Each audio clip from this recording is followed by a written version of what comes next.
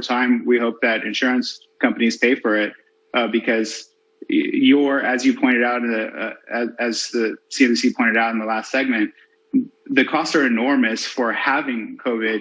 And so being able to prevent spread, that everybody benefits, your payer, your insurance company, your employer. So ultimately, we want to make it free. And in the meantime, it's going to be comparable to other test pricing. So, Ayub, I'm going to show everybody how it's very easy to use. But while I'm talking, I want you to talk about the efficacy issue, because the question I actually have for you is, I know that it's comparable to here's the question. Is it comparable to a PCR test, which is the gold standard, or is it comparable to a rapid PCR test, which is good, but if we're being honest, not great?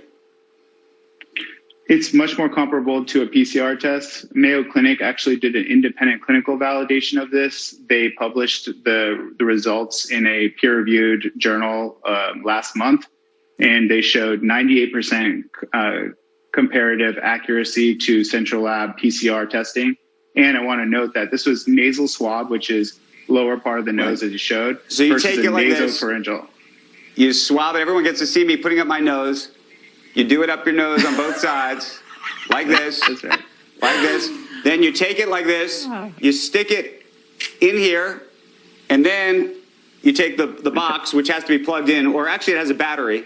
You stick it in here, and then 20 minutes later on your phone, you get the result.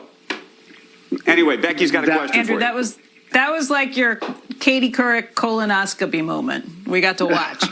That's how it happens. Pretty easy, though. I will say that looked painless. Ayub, let me just ask you, you said it's 98% comparable based on what the Mayo Clinic did to other testing. But if I am pre or asymptomatic, what is the efficacy rating if I do this today? Yeah, so for the data that was published by the FDA for our product insert, it was showing around 97% sensitivity across the board, over 99% specificity, and it was also showing that out of the set of asymptomatic people, we caught all 10 out of 10. But what are the false readings on any of those? I only ask because the rapid tests, I mean, they're like 43% accurate. You might as well flip a coin. If I am asymptomatic, if I'm pre-symptomatic, and I do this, what's the efficiency? Yes. Is it 80% effective? Is it 90? So we didn't see a difference in accuracy between symptomatic and asymptomatic people. So the FDA did authorize it for symptomatic and asymptomatic individuals, and that's why it's OTC. That's great. Over the counter. That's great. Yeah. So Ayub, how quickly can folks? I mean, I know you have to get through the first. It sounds like 500,000 of these or more to the DoD and others. But how quickly are people going to be able to buy these at the store? And is this going to be a bit of a razor and blades model in terms of you're going to either make the box very cheap and then the tests more expensive, or how are you even thinking about that? Yes. So it's 6 million tests that we're getting through with HHS and DoD. We're going to be producing 100,000 tests per day, roughly in the summer timeframe. We've been scaling up really quickly. We've been building these big factories.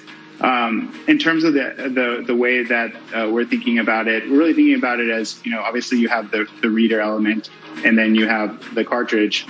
And so the concept is that you'll have this, and it's a single platform for many different types of tests. Right now we have COVID-19 authorized, and we're planning on bringing on a full menu of tests over time. Ayub, we'd love to follow your progress. I'm happy to do this again on the air so people can see me put things up my nose, but we got to run. We're at a hard break. So thank you. Okay, thanks. Bye. Yeah. Next time the colonoscopy, Andrew. But I do love this. This is great, and I think it's really cool for people who maybe want to see family they haven't seen in a long time. This will give you a quick answer on this. Squawk Box will be right back. Check it out. NASDAQ Under Pressure.